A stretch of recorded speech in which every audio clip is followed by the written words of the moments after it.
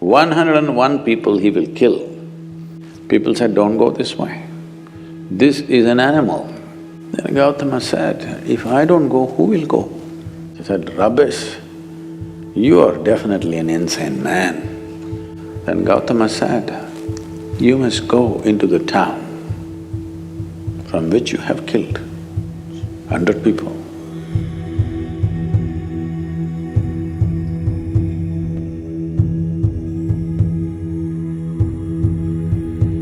It happened that there was a man, his original name we forget. The name that people gave to him is Angulimala.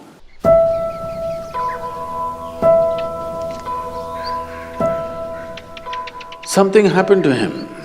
He felt the society has been unfair to him, became an angry man. You know, when you're young, you think everything is unfair to you. So he became very angry with the society and he took a vow, this town which has been unfair to him, he is going to kill 101 people.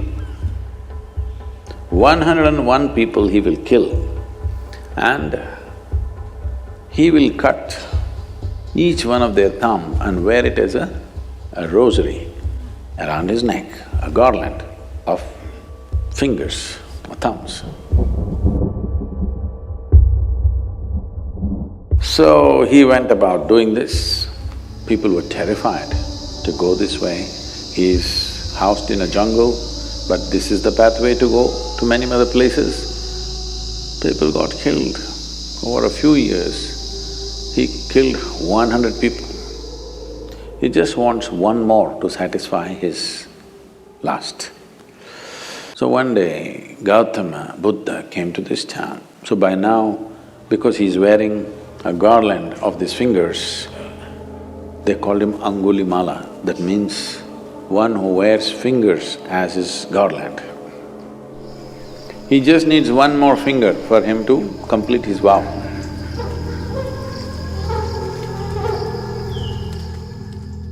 Gautama came and he was to go that way. People said, don't go this way. This is an animal. This is not a man. This is not somebody you can go and give teaching or make him meditative. Just don't go because just one more life he wants, we don't want yours to be that one. Then Gautama said, if I don't go, who will go? And he will remain unfulfilled. He just needs one more finger. If I do not go, who else will go? Let me go. So he went. Angulimala was sitting on a rock. He saw this monk coming quietly.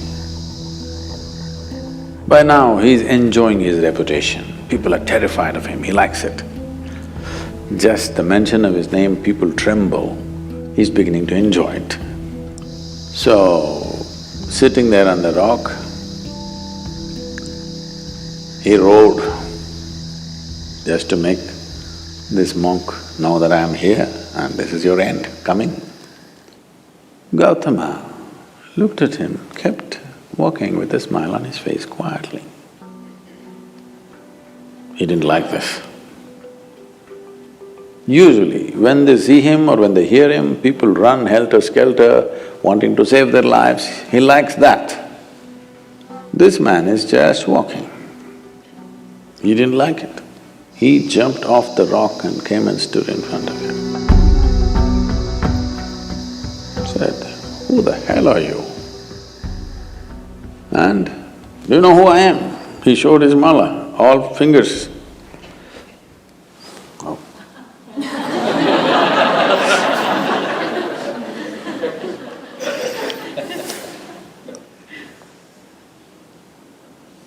And, you know about me?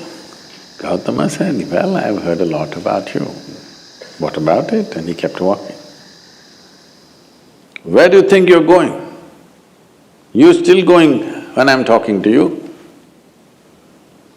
Gautama said, I stopped going long time ago. My going stopped long time ago. I have arrived. You're the one who trying to go somewhere. When Angulimala laughed, he said, "Rubbish, you are definitely an insane man. I am standing still, you say I'm going. You're walking and you say you're not going. What's wrong with you?" He said, "No, no, I have arrived long time ago. I'm not going anywhere. You're the one who's trying to go somewhere. But you don't know how to go there. You want my finger? Or you want my neck? Hang my head as a as a pendant. You got fingers, you can hang my head. Now it'll be a good pendant for the necklace. Because I'm done, I've arrived. It doesn't matter whether I'm physically here or not. You can do what you want." See, the pleasure of this killing is only when you're terrified and you don't want to die. When someone wants to die and they don't care, what's the use of killing this guy? And it looks like even if you kill this guy, your lust for 101 lives will not be fulfilled because this guy doesn't give you the pleasure. Then he said, "Wait, you tell me, what is this about? You're moving and you're saying you have arrived and you're not moving. I am not moving and you say I'm moving. You're looking for fulfillment in your own way, 101. I'm fulfilled, there's a big difference. And you can take my life. If you think you're going to be fulfilled, do it. Because this is my work, to fulfill people. If it's going to happen so easy that without a teaching, just by slashing my throat, you're going to be fulfilled, just do it, what's the problem?" Now Angulimala became his star disciple.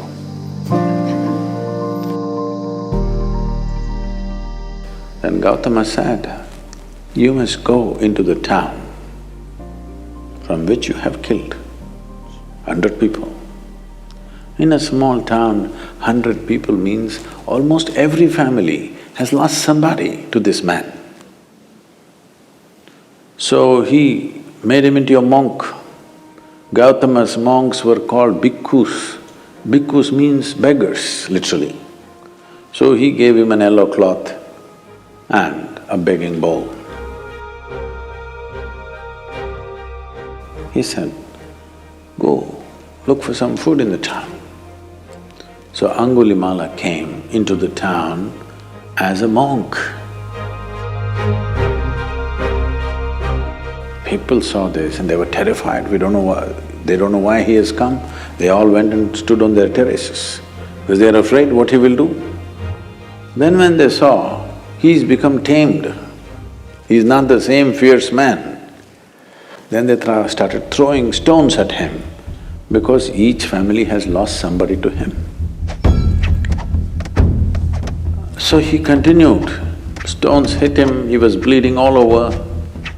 Then when it became… stone throwing became little in excess, and Gautama came in, asked the people to stop and said, "This is not the same man. This man is an extension of me. You're throwing stones at me. So stop. There's no point killing this man because this man in a very hard way has come to realization. You can't waste this man now by killing him." And Angulimala became, as I said, a star disciple, went all over the country spreading Buddha's way of teaching, living and knowing. So it doesn't matter what kind of fulfillment you're looking for. You think it will happen with education, or at least you thought. The moment you got educated, you felt like a fool. If I don't have a job, what is the use of this education? You got a job, you felt great. Then after some time you felt like a fool. What do I do with this money if I don't find that my dream man or dream woman? That happened. After some time you felt like a fool. This goes on. The desire is simply to expand, that's your desire. If you choose physical, material ways to expand, you can go that far, or that far, or that far. But still there will be desire, yes? If I make you the king of this planet, you will look at the other planets. If I give you the solar system, you will look at the galaxy. If I give you one galaxy, you will look at the other galaxies. Now, what you're looking for is not this or that, you're looking for expansion. If you look at it consciously, you will become yoga. Yoga does not mean twisting and turning. You will come to union with the rest of the creation. If you do it unconsciously, it becomes compulsive desire, that's all.